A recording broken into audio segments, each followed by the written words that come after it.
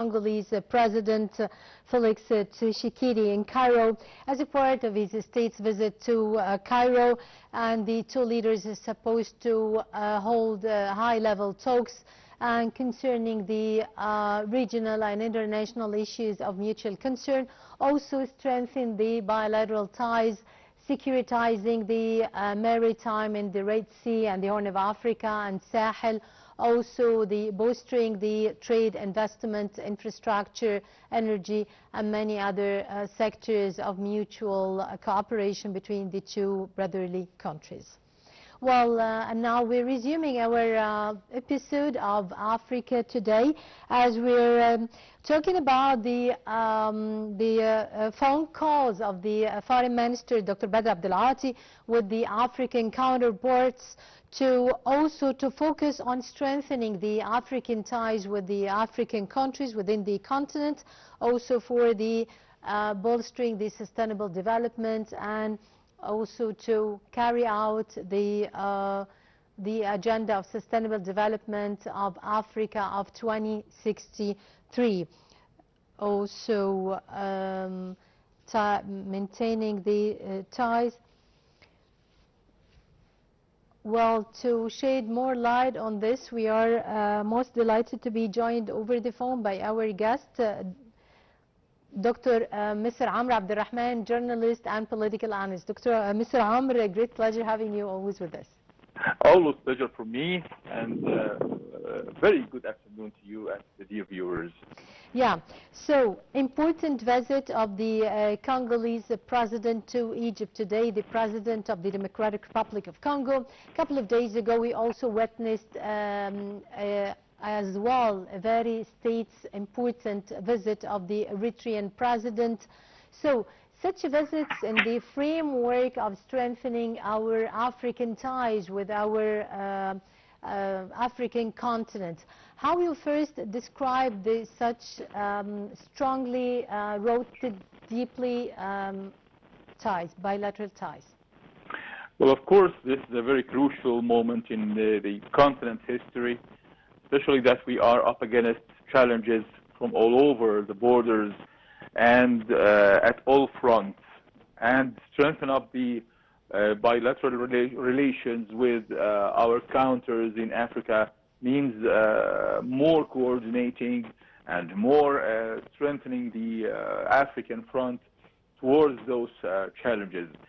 Of course, we have lots in common, lots to discuss, and lots to talk about protecting the continental front in Africa.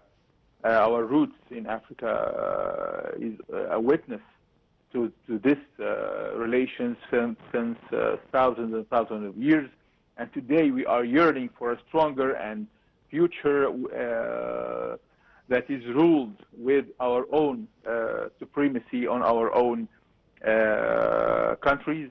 Our own sovereignty is much important and getting more important each and every day. Yeah.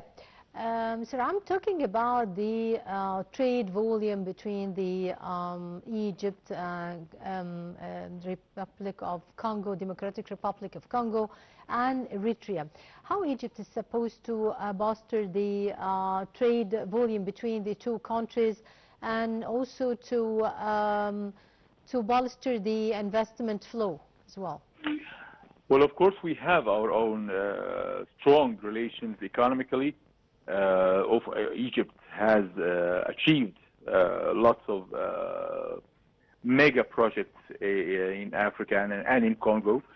We also aim to raise the level of that cooperation at all standards throughout our own soft powers and throughout a strong and a long history of cooperation and brotherhood between Egypt and Congo. The people in Congo realize the importance of Egypt since the very beginning of this, especially the past century. The great leader Gamal Abdel Nasser has strengthened the relations with the African nations at all, especially in Congo. They remember the fingerprints of Egypt. And Eritrea as well. Yeah, we supported Eritrea as well so much for getting the liberation as well. Yes. Sure. So I believe through this strong base we possess together, we can build upon today, especially that we have, in the past 10 years, we have strengthened our relations with our associates and brothers in blood and in roots with Africa, throughout also the African Union. And I believe that we can share lots and lots of interests at all levels, especially in coordinating for the very best to our own nations. Yeah. Well, within the state's visit of the Eritrean President Siyaas Afwerki a couple of days ago as well, have been the two leaders had agreed upon many essential sectors of collaboration. First of all, the security and military cooperation, the safeguarding the maritime in the Red Sea, combating terrorism, securitizing the security and stability in the Horn of Africa and Sahel. How you believe that the other diplomatic phone calls of the foreign minister supposed to make a sort of follow-up to start with the African counterparts to execute and to carry out what the leaders have agreed upon? Well, communications with Eritrean leader Mr. Siyaas Afwerki is a very important and significant, especially that the greatest or the most dangerous threat to our own national security in the continent today is the aggression, the Israeli aggression against African Horn, whether with supporting the non-legitimate, unlegitimate state that is called Somaliland, and also the Iranian threat to Bab el-Mandab, and also the Israeli military bases that are now spread and built near Bab el-Mandab and in the Horn of Africa, close to Somaliland and in other places. I believe those threats are the main target for this communication, for this delegation that we have to raise the level of negotiating levels with our African counterparts to confront those challenges as strong and firm as we can. These challenges are threatening our own stability, not just in Egypt, not just in Eritrea, but the whole of this eastern part of Africa. And of course, what happens in the east can has its echo into the west and to the south whatsoever. So I believe that that's a very important step, negotiating how to protect our own national security that is under attack with vicious powers in the region and away from the region. Yep. Water resources, and first of all, the Nile water management file is at the top of the agenda, of course, of all the bilateral meetings between Egypt and the African leaders. I mean, the essential of the water management file here and the agricultural developmental projects between Egypt and the other brotherly African countries, and the irrigation systems, etc., the mutual expertise. What's your take on this in this concern? Well, I believe that without the interference from the fingers of colonization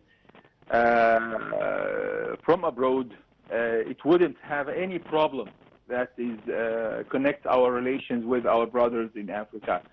All the Nile Basin countries were always brothers and sharing the same rights, legal rights in this river.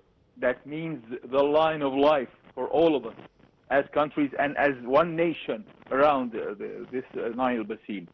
But foreign interferences came and tried to undermine the stability of this continent by seducing or pushing the leaders in Ethiopia to start such project that is a main threat to our own water security, not just in Egypt, but in Sudan.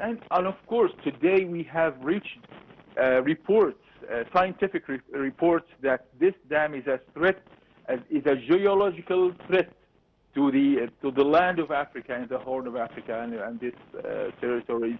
Today they are threats because the heavy weight of the waters and that raise of the level of this heavy waters can threat the crust of the land in the continent. So I believe it's a danger from all aspects, and of course I believe that our relations with our brothers in Africa can solve and find a resolution without interference from any direction from abroad. Yeah. Mr. Amr, the phone calls between former Foreign Minister Dr. Abdel Rahman and the African counterparts have also tackled all the preparations and the dates for the proposed dates for the 8th Mid-Year African Union Coordination Summit and the 49th Ordinary Session of the African Union Executive Council, and both scheduled to be hosted in Egypt very soon this year. So the importance here of Egypt as a gate and a main gate and hub for the African countries as well, the African continent, out of this.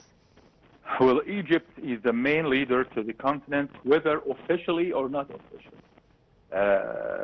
From this aspect, that is agreed upon by all brothers in Africa, we are coordinating with our brothers in the continent to make this new summit successful, and preparing for this summit before it's being held will guarantee a higher level of success, which most needed right now. Yeah. Uniting the vision, I'm not saying visions, I'm saying one vision, uniting the vision, uniting the strategy. Yeah. You see, uniting the steps taken strategically, politically, even militarily, to contain any danger that is threatening the continent would be prior, before anything else that can come into minds of the leaders in Africa. Today we are threatening a danger of existence. It's a battle of existence. Yeah. This continent, to be or not to be. Yep, that helps really to solve all the obstacles and to get rid of all the obstacles and challenges facing the African countries, unfolding, of course, all the obstacles as well and burdens in front of the AFCFTA, and of course bolstering all the bilateral collaboration between the African nations. Mr. Amr Abdel Rahman, political analyst, many thanks for being with us and for your insights and views.